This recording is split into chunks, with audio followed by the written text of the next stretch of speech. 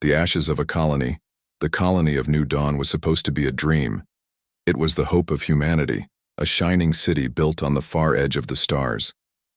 Families had come from Earth with promises of peace and progress. They built homes, schools, gardens, and towers of glass under the twin suns. For 100 years, New Dawn stood proud.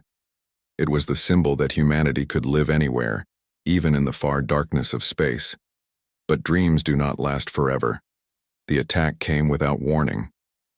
The sky burned red, and the people of New Dawn looked up to see shadows, hundreds of alien ships like knives cutting the sky. The invaders were the Zorath Empire, a galactic force feared across countless worlds. They came like fire and thunder. They came for destruction, not for conquest. No one expected mercy. None was given. The defense towers of New Dawn fired, but the alien weapons were too strong. In minutes, shields collapsed. Buildings fell like paper, streets turned to rivers of flame, and families ran, crying, with no place to hide. The Zorath. Soldiers landed, their armor black and cold, their faces hidden behind masks of war. They carried weapons that screamed as they fired, burning through steel and flesh alike. The humans fought back with rifles and courage, but courage alone could not stop the storm. From orbit, the Zorath unleashed fire. Whole districts were erased. A city of 1 million was broken in a single night. By dawn, New Dawn was gone. The survivors told the same story, again and again. They said the Zorath did not come for resources. They did not take prisoners. They only wanted destruction. Children screamed, mothers wept, soldiers died with rifles still hot in their hands. The colony burned until nothing remained but smoke, ashes, and silence. One transmission escaped, a broken signal sent across the void, carrying only 6 words. They came, they burned, no mercy. On Earth, the leaders listened to that message. In the great halls of power, silence followed. The room was filled with presidents, generals, scientists, and admirals. They had feared this day, but they had not prepared. For centuries, humans had fought one another, not the stars. But now the stars had turned against them. The Zorath were not the first alien race humanity had met. There had been trade, small contact, sometimes even peace. But the Zorath were different. They were not merchants or neighbors, they were predators. Across the galaxy, whispers spoke of worlds erased, civilizations shattered, voices silenced. And now humanity was their next target. In the ruins of New Dawn, a single soldier crawled from the ashes. His name is lost to history, but his words were remembered. Looking up at the alien ships leaving the dead world, he whispered, "We will answer. We will rise." Those words reached Earth with the final transmissions. They became the spark. For every city burned, for every child killed, for every family lost in the flames, humanity swore revenge. No longer would Earth look at the stars, with wonder alone. Now they looked with fire in their eyes. The Zorath thought humanity was weak. They saw Earth as divided, broken, fragile. They believed humans would beg for mercy or hide in fear. They were wrong. On Earth, in underground bunkers and secret shipyards, the leaders gathered. The War Council was formed, uniting nations that had been enemies for centuries. For the first time in history, humanity spoke with one voice, and in that voice, there was rage. The decision was clear. If the Zorath brought fire, then humanity would answer with fire greater still. In the ashes of New Dawn, a story was born. Not of weakness, not of defeat, but of survival and fury. The galaxy had burned one human colony. Earth would not forgive. The survivors were brought home, broken in body but unbroken in spirit. They told their stories on every channel, every city, every home across Earth. Children listened with wide eyes. Soldiers clenched their fists. Scientists swore to build weapons the galaxy had never seen before. Humanity had been struck. Now humanity would strike back. But in the silence of deep space, the Zorath watched. Their commanders believed this war would be short. They thought humans would fight with sticks and stones and die like insects under a boot. They did not see what was coming. In secret, Earth began its answer. They began to build something the galaxy had never faced before, machines of war so vast, so powerful, that they would shake the stars themselves. The Zorath thought they had ended humanity's dream. Instead, they had awakened its fury, and that fury would rise with steel and fire. The name of New Dawn would not be forgotten. The ashes of a colony would become the spark of a war that would change the galaxy forever. War Council on Earth, the message from New Dawn echoed across Earth like a funeral bell. They came, they burned, no mercy. Every screen, every radio, every channel carried those words. People in crowded cities stopped in the streets to listen. Farmers in the fields froze, tools in hand. Children stared at the news with wide, silent eyes. Humanity, for the first time in centuries, felt the same fear together. But fear was not the only thing that grew. Anger followed. The gathering of leaders in the underground fortress of Geneva, the most powerful leaders of Earth gathered. Presidents, generals, admirals, and scientists filled a hall made of steel and stone. They sat around a great black table while the broken images of New Dawn burned on the screens above them. The silence was heavy. The air felt like smoke, even though the fires were light years away. Finally, the Secretary General of the Earth Council spoke. New Dawn is gone. 1 million souls, erased in a single night. The Zorath Empire has made their choice. Now humanity must make ours. Voices of division, but not all voices agreed. Some argued for peace. We are not ready, one leader said, his face pale. We cannot fight an empire that rules half the galaxy. We must hide, build defenses, maybe even beg for mercy. Others slammed their fists on the table. Beg? After they burned children alive? After they destroyed our colony? No. If we kneel, humanity ends. If we fight, we may die. But at least we die as humans, not slaves. The council roared with arguments. Scientists spoke of alien weapons too advanced for Earth to face. Admirals warned that the human fleet was too small. Politicians whispered about surrender while soldiers demanded revenge. The debate raged for hours. Fear battled fury. Reason clashed with rage. The spark of unity, at last. An old general rose to his feet. His voice was rough, but strong.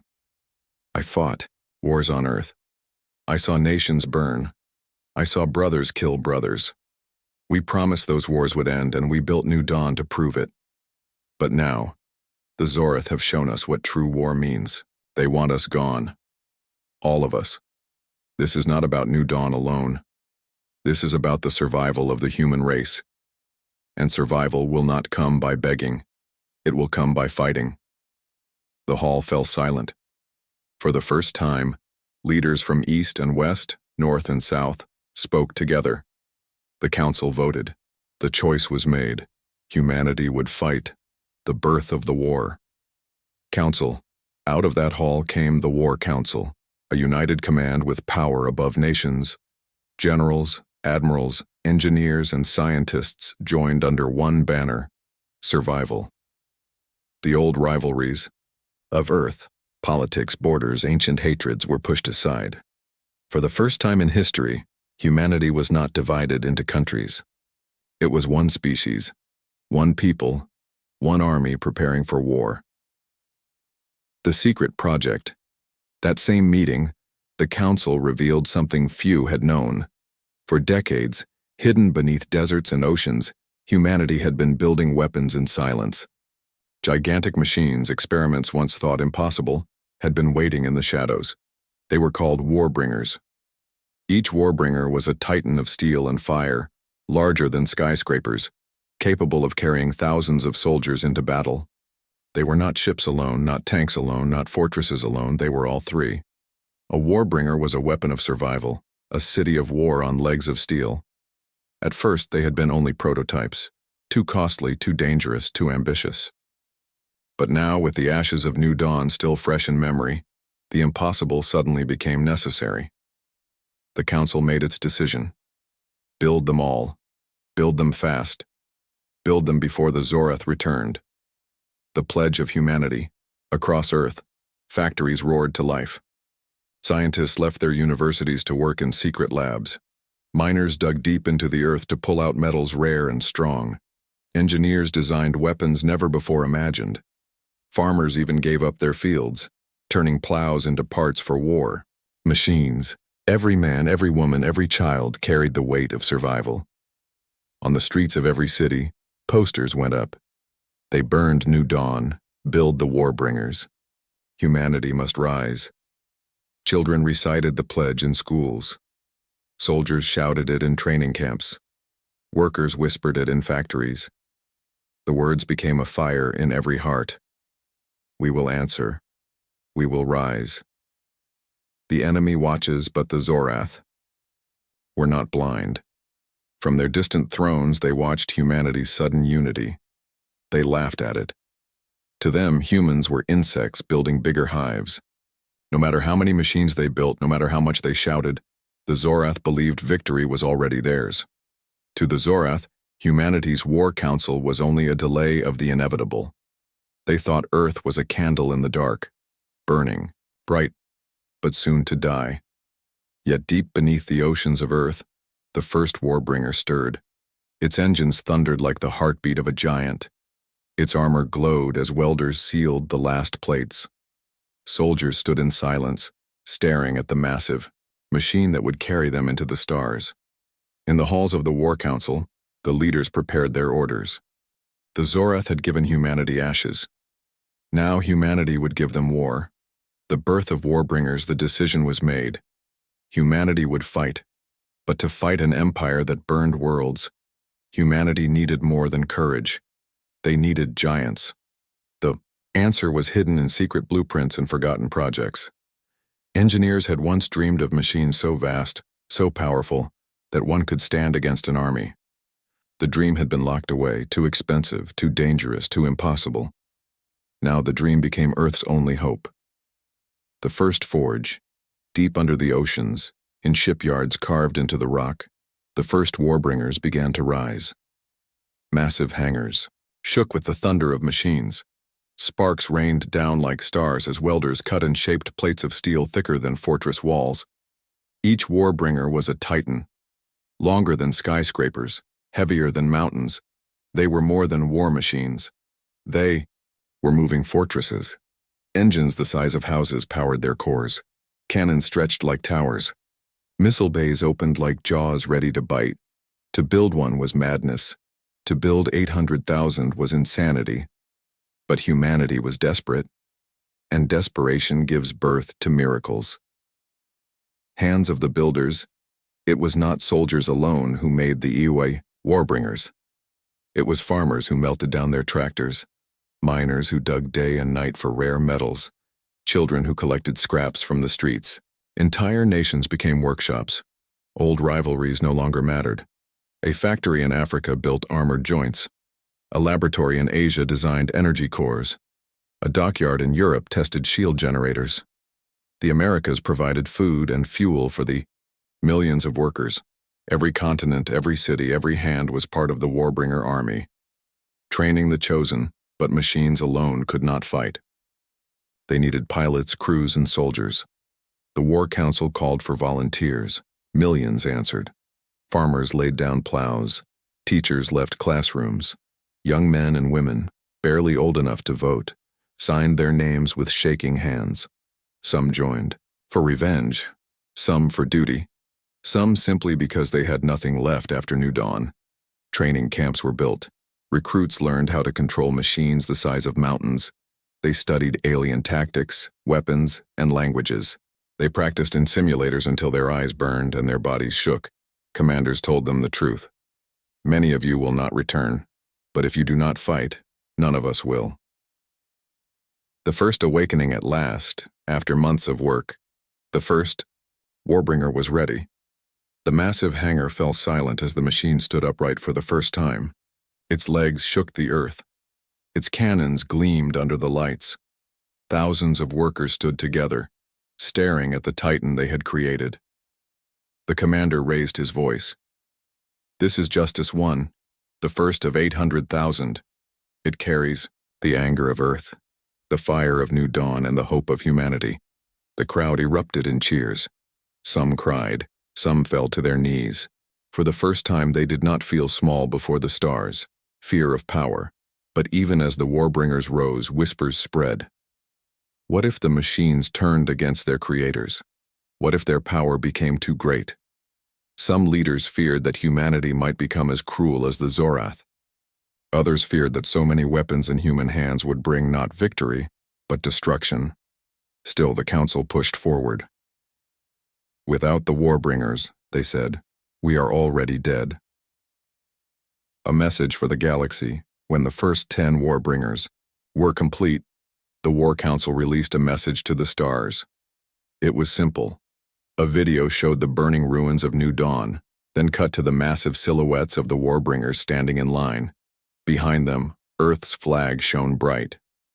The voice of the Secretary General declared, "The Zorath burned one colony. In return, humanity builds 800,000 Warbringers. We are not afraid. We will answer. We will rise." The message spread across the galaxy. Some races cheered in secret, praying humanity would succeed. Others laughed, saying humans were children playing with toys too big for them. The Zorath watched the message in silence. And for the first time they did not laugh. The oath of the soldiers. In the camps, soldiers stood before their Warbringers and swore an oath. We fight for Earth. We fight for the fallen. We fight until the stars themselves are free. Their voices thundered, echoing off the steel walls. Even those who were afraid found strength in the sound. The oath spread across every base, every hangar, every training ground. The end of Part 3. But while the Warbringers were being built, the Zorath did not sleep. Their fleets moved silently, gathering strength. Their commanders planned new weapons, darker and deadlier. In the silence of space, they whispered to each other, "Let the humans build their giants. Let them believe they are strong. When we return, we will burn their machines and their world." Yet Earth did not know this. Earth only saw its titans rise. And in the hearts of its people, hope burned brighter than fear. The Warbringers were born. And soon they would march into the stars. The enemy returns. The galaxy did not sleep. Far beyond the solar system, in the cold black of space, the Zorath Empire watched. Scouts whispered of human machines rising from oceans and deserts. The humans were building titans, not ships of trade, not fleets of surrender, but weapons. The Zorath commanders gathered in their crystal throne halls. Their armor gleamed under alien suns. They had burned hundreds of worlds before, and never once had a species answered with such fury. "They believe they are strong," one commander hissed. "They think machines will save them." Another laughed, sharp and cruel. "Let them build. When we return, their machines will be ashes, just like their colonies." But one voice, older and colder, spoke different. "Do not laugh. Fear has no power to build. Only rage builds giants. And rage is now in the hearts of humans." The decision was made. The Zorath would return to finish what they started. Whispers of the storm on Earth, life continued with tension in every breath. Factories still thundered, Warbringers still rose. But the people knew the Zorath were out there, waiting. In the skies above, human satellites tracked strange shadows at the edge of the solar system. Unknown signals, faint, but growing stronger. The War Council studied them with silence and dread. "They are coming," Admiral Ruiz said. His voice was heavy. "Not tomorrow, not next year, soon. They are gathering." Across Earth, sirens tested their alarms. Civilians drilled for evacuation. Pilots trained in simulators until their bodies collapsed. The entire planet felt like a coiled spring, waiting for the strike. The first signs it began with the colonies. On the moons of Jupiter, human miners reported lights in the distance, ships like shadows crossing the stars. On Mars, long-range scanners detected sudden bursts of energy. On the frozen edge of Neptune, a listening post sent one last signal before going silent forever. The Zorath were not knocking at Earth's door. They were already inside the house. The War Council's dilemma, in the War Council chambers. Voices clashed again. They are moving faster than we thought. We must attack before they reach Earth, shouted General Akande. No, argued Dr. Saito, Chief of Weapons Research. Our Warbringers are not ready. If we attack now, we risk everything. Risk everything? Another voice thundered. Everything is already at risk. The council stood divided between fear and boldness. But the choice was not theirs. To delay. The Zorath fleet was already in motion. The sky burns again. It began above the colony of Titan. The human settlement there was young, a small dome city on Saturn's moon, filled with miners and their families. They looked up into the sky one day and saw black ships, dozens at first, then hundreds. Titan had no defense. Its people had no chance. The Zorath struck. Missiles rained down, domes cracked, air hissed into space, and families clutched each other as the world around them shattered. But this time, it was not like New Dawn. This time something answered. The march of giants from the hangars of Mars. The first squadrons of Warbringers roared to life. Engines thundered as the Titans moved. Across red deserts, launching into orbit with the help of massive carriers. Soldiers stood inside, gripping their rifles, hearts pounding like drums. The fleet's commander spoke across the channels. Titan is under attack. This will be humanity's first battle. Remember New Dawn. Remember why we fight. Today, we show the galaxy that humans do not kneel. The Warbringers moved like mountains in motion, their steel legs shaking the decks of their carriers. Their cannons glowed, hungry for the enemy. The clash at Titan, when the Zorath descended to finish Titan, they did not expect resistance. They expected fear. Instead, they found Warbringers waiting. The battle began in silence. Space has no sound, only flashes of fire. Missiles streaked across the void. Shields lit up like suns. Warbringers raised their cannons and fired. Whole Zorath ships split apart, their burning pieces falling into Saturn's rings. For the first time in history, humans and Zorath clashed in open war. The Warbringers fought like legends. Their weapons tore through alien armor. Their engines cut across the black, chasing ships twice their size. Soldiers inside cheered as each alien vessel exploded in light. Victory. With a price. When the battle ended, the humans had won. Titan still stood, though broken. Families crawled from the rubble alive because of the giants of steel that had come to their defense. But victory carried a cost. Hundreds of Warbringers floated silent, destroyed in the clash. Thousands of soldiers would never return home. The fleet's commander stood in silence, watching the names of the dead scroll across his screens. It was humanity's first victory against the Zorath, and also their first true lesson. Victory would never come without blood. The first clash, the victory at Titan, spread across Earth like wildfire. For the first time, humanity had faced the Zorath Empire, and survived. Streets filled with cheering crowds. Flags waved in every city. Families whispered to their children, "The Warbringers saved us." But beneath the celebration, the War Council knew the truth. Titan was not the end. It was only the beginning. The calm before the storm. In orbit above Mars, the Warbringer fleet prepared. The Titans floated like silent giants, their steel armor patched with scars from Titan's battle. Engineers worked without rest, repairing damage, building new weapons, and counting the dead. Soldiers trained harder than ever. They learned new tactics, drilled with precision, and listened to endless warnings from their commanders. The Zorath would not underestimate them again. In the halls of the War Council, reports came daily. Scouts spoke of alien fleets gathering, larger than anything humanity had ever seen. Strange weapons glowed on the edges of star systems. Entire sectors went dark, their colonies erased without a signal. The first clash had not ended. It had only moved closer. The enemy strikes back.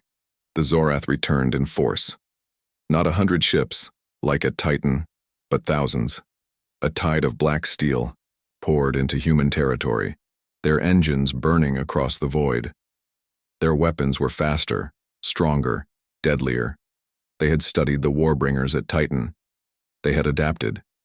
Their target was the colonies of Ceres and Europa, two key outposts of the human fleet.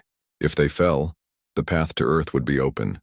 The War Council gave the order, hold the line at all costs. The clash begins. The Warbringers moved out. Across the void, thousands of Titans marched side by side, carried on massive carriers, escorted by swarms of smaller ships. From Earth to Mars to Jupiter, they converged on the battlefield. When the two forces met, the darkness of space exploded with light. Missiles streaked like comets. Cannons roared in silence. Energy shields glowed and shattered. Ships tore apart, their broken pieces burning like falling stars. The Warbringers fought in formations, their giant cannons tearing holes through the Zorath ranks. Soldiers inside braced as their Titans shook with every impact. Pilots screamed orders, engineers patched failing systems, and gunners fired until their hands bled. For the first time, humanity faced the Zorath on equal ground. The fury of war. The battle raged for hours. Entire fleets vanished in minutes. On Ceres, Warbringers stood like fortresses, their weapons firing into the swarm of Zorath ships. Explosions lit the surface of the dwarf planet, turning its ice into steam. On Europa, Titans fought among the frozen seas, their cannons cracking the ice as alien troops landed in waves. Everywhere, chaos reigned. One Warbringer, Justice 1, the first of them all, charged into the heart of the enemy fleet. Its cannons destroyed ship after ship, even as its armor cracked and flames burst from its engines. Soldiers inside sang Earth's anthem as they fought to the last. When Justice 1 finally exploded, it took a dozen alien ships with it. The crew's sacrifice became legend. The cost of victory.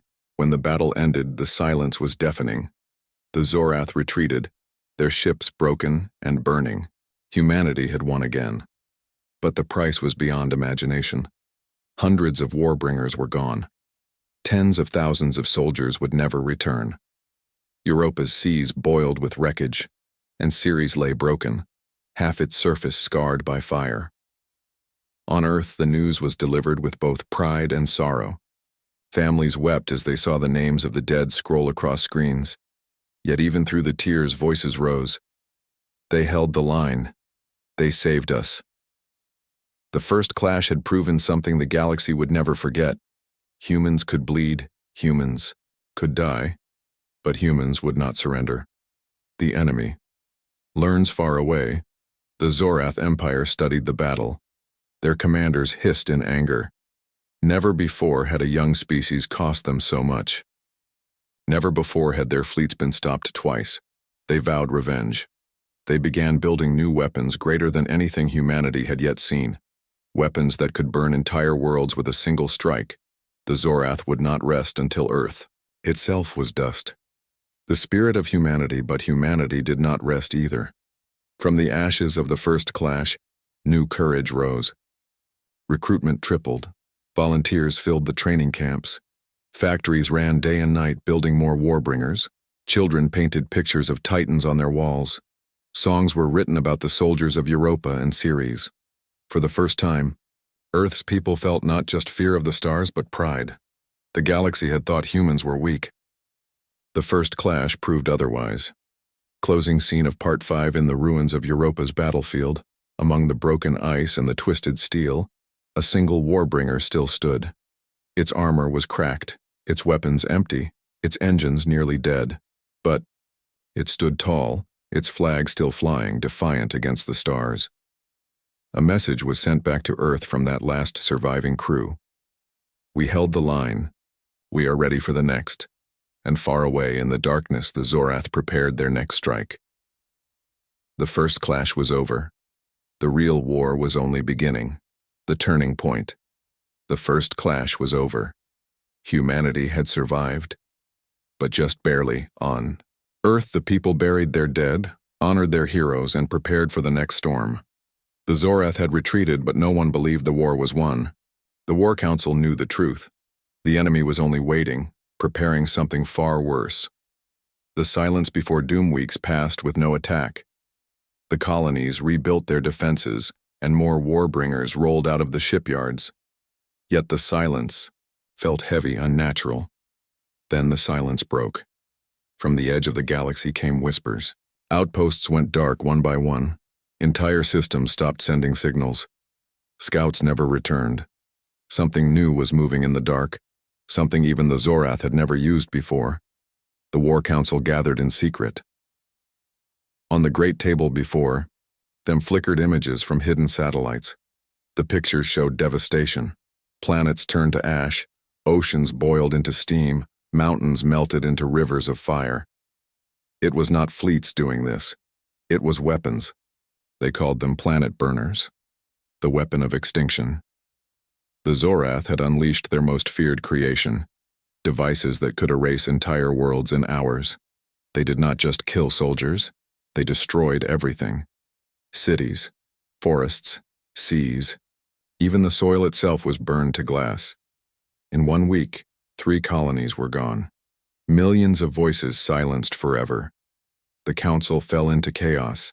Some demanded retreat, abandon the outer colonies and protect Earth itself. Others shouted for a desperate strike into Zorath territory. If we wait, General Akande warned, we will wait for our graves. The choice was impossible. Voices of doubt. The counselors argued deep into the night. Dr. Saito spoke of fear.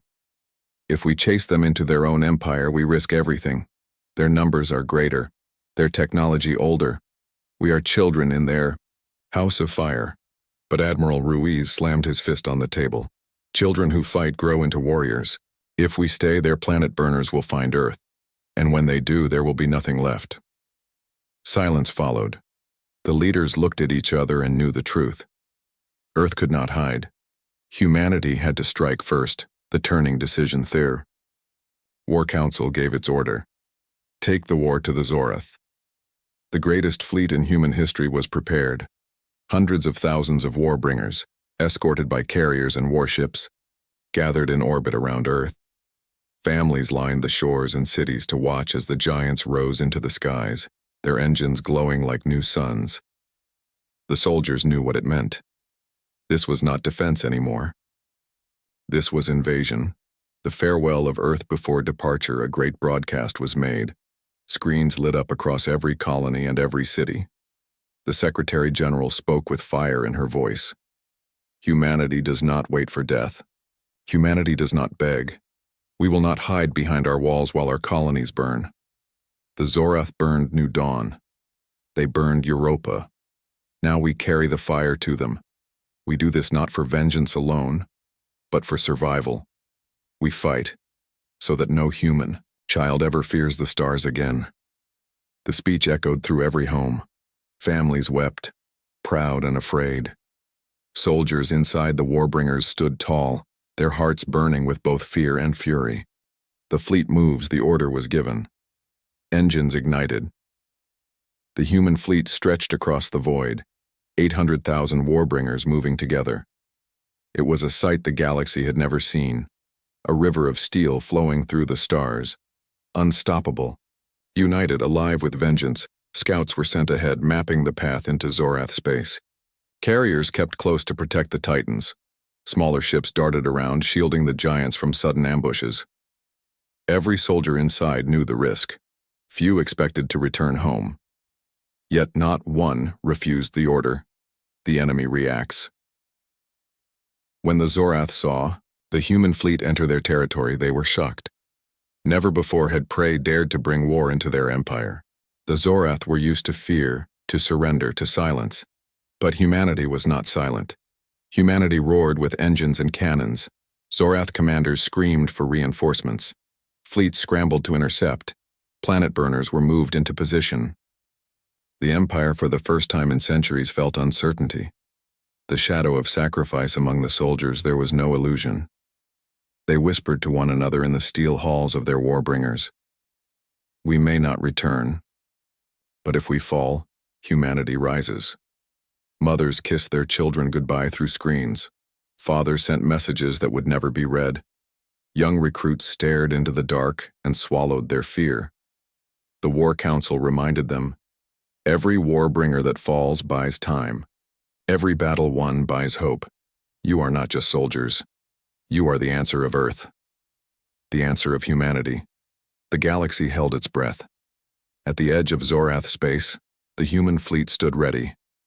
800,000 warbringers, each a titan, of steel and fire filled the stars. Their cannons glowed, their engines roared, and their crews whispered the same oath. For Earth, for new dawn, for survival. The Zorath had believed humanity would break. They had burned colonies, unleashed planet burners, and drowned the stars in blood. But now, the answer of Earth stood before them, not in words, but in giants. The first strike. The order came. The Warbringers advanced. The silence of space exploded. Cannons fired, missiles streaked, and beams of light cut through the void. The first Zorath fleet shattered under the human assault. Entire ships split in half, burning as they fell into the dark. On board the Titans, soldiers cheered, their voices echoing through steel halls. Pilots gripped their controls with iron hands, pushing forward into the fire. Humanity was no longer defending. It was conquering. The fall of a world.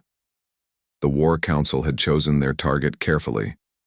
Dracul, a major Zorath stronghold. Zorath had built it to be untouchable, surrounded by defense stations, fleets, and firewalls of energy. But nothing could withstand the tide of Warbringers. The Titans tore through the defenses like storms breaking mountains. On the surface, alien cities burned. Towers of crystal collapsed under human bombardment. For centuries, the Zorath had been the predators of the galaxy. Now, they were prey. Single transmission echoed across the human fleet, sent by a soldier as he watched the Zorath capital fall. This is for new dawn. The rage of the enemy, the Zorath answered with fury. They unleashed their planet burners, aiming to destroy, not just humans but their own worlds, to deny victory to the invaders. Planets cracked apart. Oceans boiled. Skies turned to fire. Entire battlefields became graveyards of glass. The Warbringers pushed through the inferno. Even as worlds collapsed around them, they marched. Soldiers inside coughed smoke, fought flames, and still fired their weapons. The Zorath could destroy planets, but they could not destroy humanity's will. The human-cost victory was never free. Warbringers fell by the thousands. Crews sacrificed themselves to protect their allies. One Titan, its engines burning, rammed into a planet burner and exploded, saving a human fleet. Another, pierced through by enemy fire, dragged 3 Zorath battleships into the void with it. The names of the dead filled screens on Earth. Families wept, but their tears carried pride. For every soldier lost, 10 more stood ready. Humanity had become a people of sacrifice, a people of war. The shattered empire, battle by battle, the human fleet pressed deeper. The Zorath were forced to retreat from system after system. Their once mighty empire began to fracture. For the first time in their history, they faced an enemy that would not kneel, would not beg, and would not stop. Zorath commanders screamed in disbelief. They are not a people of power. They are too young, too weak. But the truth was clear. Humanity's strength was not in age or technology. It was in unity, in rage, in a will that burned brighter than any star. The final battle, key. Last stand came at Vorkan, the Zorath throne world. The skies above it filled with fire as the human fleet descended. Warbringers crashed through defenses, their weapons blasting holes in the alien fortresses. On the surface, soldiers marched through burning cities, their banners flying high. The Zorath Emperor, hidden in his crystal palace, sent his final message to the humans. You are insects. You cannot rule the stars. The answer came from the guns of a Warbringer. The palace shattered into dust. The message to the galaxy. When the smoke cleared, the War Council sent a single broadcast across every channel of the galaxy. The image showed the ruins of the Zorath throne world, with Warbringers standing tall among the ashes. The Secretary General's voice rang out.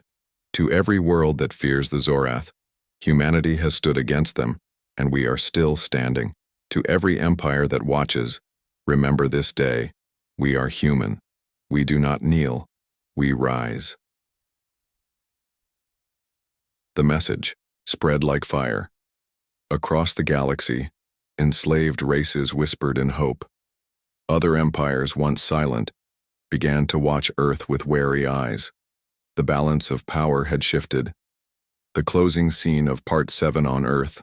Bells rang. Crowds filled the streets. Families embraced, tears falling like rain. Humanity had done the impossible. They had fought the galaxy's predator and they had won. But in the halls of the War Council, there was no celebration. Only silence. The leaders knew the truth. The Zorath were defeated, yes. But in the dark beyond, other empires were watching. They had seen Earth's fury, and they would not ignore it. The War Council's final words echoed through history. The galaxy thought humanity was weak. They were wrong. We are Warbringers, and this is only the beginning. At the edge of Zorath, space, the human fleet stopped. Before them stretched the stars of the enemy's heart worlds, burning cold and cruel. The order was simple: attack. Engines flared, weapons locked. The Warbringers moved forward like a tide of mountains, each step shaking the silence of the galaxy. The Zorath had brought fire to humanity. Now humanity carried fire back to the Zorath. This was the turning point. The war was no longer about survival. It was about victory or extinction.